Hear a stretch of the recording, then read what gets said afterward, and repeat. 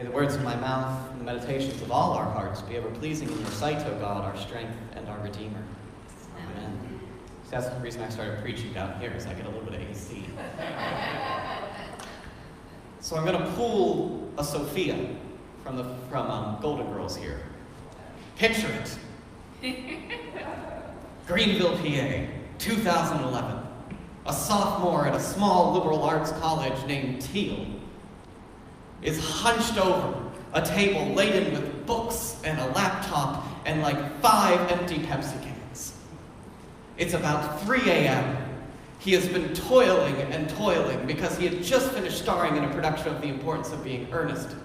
He had just finished up a Lutheran student movement meeting where he served as vice president. He had a choir concert coming up for Christmas, and he was in both the regular choir and the chamber choir. And now he had to finish reading Vera Britton's Testament of Youth, which is literally about this thick. This all was due like tomorrow, and he had no other option than to just plow through all this work in one night. That man was me. And I tell this story because it was when the first time I realized in my life that I got to a point and I was doing too much. This was too much stuff. I had a full course load, I had Lutheran student movement, I was trying to start the LGBT group, I was the student government representative for the theater group, I was working in the theater, I was doing a show at the theater, I was in choir, plus I had all this schoolwork. And I couldn't ask for an extension, that's just not an option in my mind. My mother's probably horrified when she hears this. So that night, after the show was over, I sat down to do all the work that I'd put off because I was in a show. And I just thought, I'm going to plow through this. It was the first all-nighter I ever tried to pull, and it was not a positive experience. I highly recommend Vera Britton's Testament of Youth, by the way. It is a good book if you're looking for an account of World War I from the view of a nurse. Very well done. Not great at 3 in the morning. As I'm about halfway through this tome of book, I'm just like, I cannot do it anymore. I've taken on too much. How do I get out of this? And the thing is, there was no way for me to get out of it. There was no easy way to just relieve some pressure beyond just failing a class, which to me was not going to happen. So I had to put my head down and plow through it and at least get it done. And I did. And I vowed never again to put myself in that same position again. And I've been pretty good at that. Once or twice, gotten close, but overall, I've never felt that I've taken on too much, that I just had to buckle down and push through, even when I didn't think I had anything left. Now, when we look at our gospel for today, it starts with an interesting phrase. It says, Jesus was about to ascend, and he set his face toward Jerusalem. This is a big point narratively in Luke and in most of the Gospels. When Jesus sets his face to Jerusalem, when Jesus starts that mission to Jerusalem, we know Jesus is setting his eye on the cross and the end. Jesus set his face to Jerusalem means he is now determined and ready to make his triumphal entry and eventually the ultimate sacrifice for us all. Jesus' mission on this earth is coming to an end. The thing Jesus was brought here to do is about to happen. And Jesus has set himself on that path, knowing what's going to happen and knowing that he has to do it. That there's no way out of it. There's no pressure reliever, there's no valve that's going to open. He knows he is headed to die. Much like I knew I had to finish my homework. Not that I'm Jesus, I'm not that big of an ego. Jesus knew he had to do this. And so he has set his mind to that mission and that mission alone.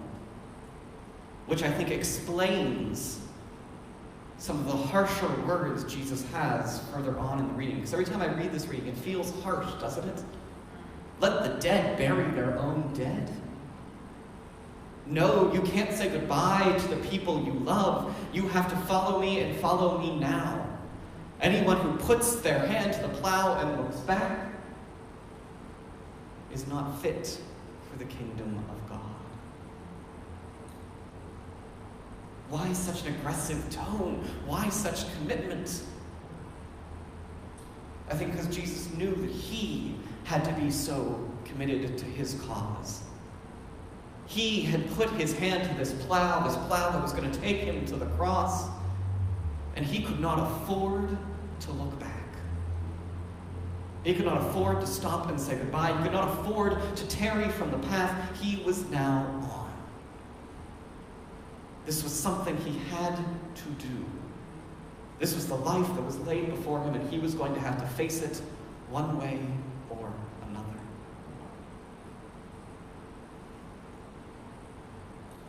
There was just no question. There was no other option.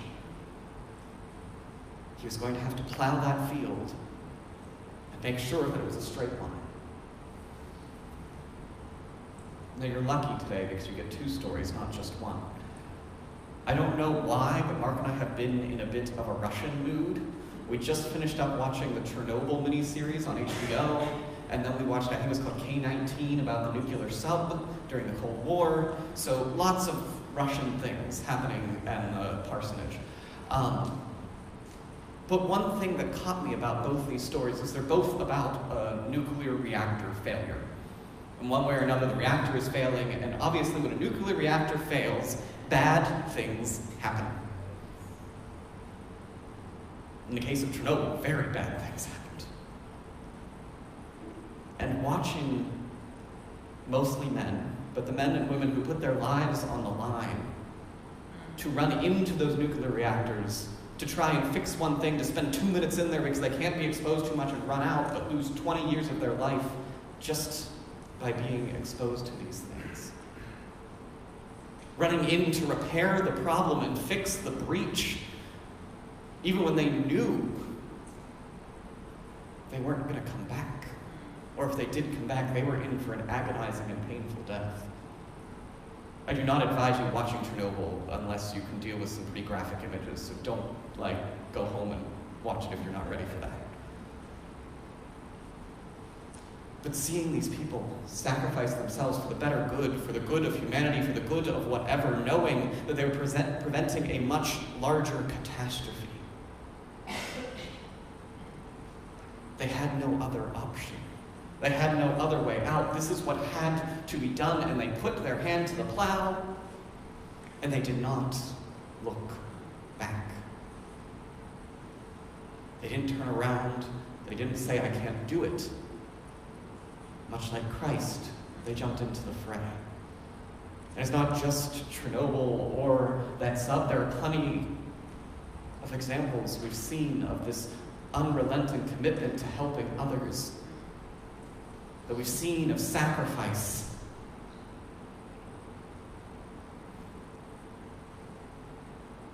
That's what Christ is talking about when we get to that put your hand to the plow and don't turn back. Christ is reminding us that on this Christian mission, there will be things we just have to get through. One way or another, it's going to happen, and it's going to happen in our lives. And we won't be able to turn back. We won't be able to change things. We won't be able to alter the circumstance, but we're just going to have to keep plowing and to keep going through it all.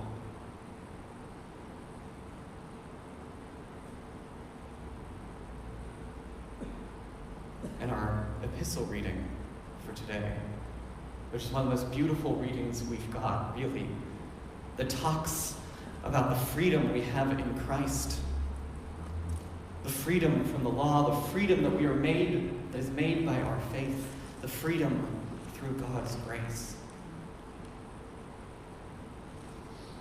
And they ask what sums up the law, that you will love your neighbor as yourself. And when we look at these life-saving acts, when we look at these acts on the cross, at these acts of people who just go, it is always in service to neighbor. It is always in service to the other. It is always in reaching out and helping in some way. And they don't do it because the law requires it. Just like we don't do our good deeds because the law requires us, we do it because we are free to do it and welcomed to do it, and we know someone's got to do it. But God so loved us that we are going to go out and love others.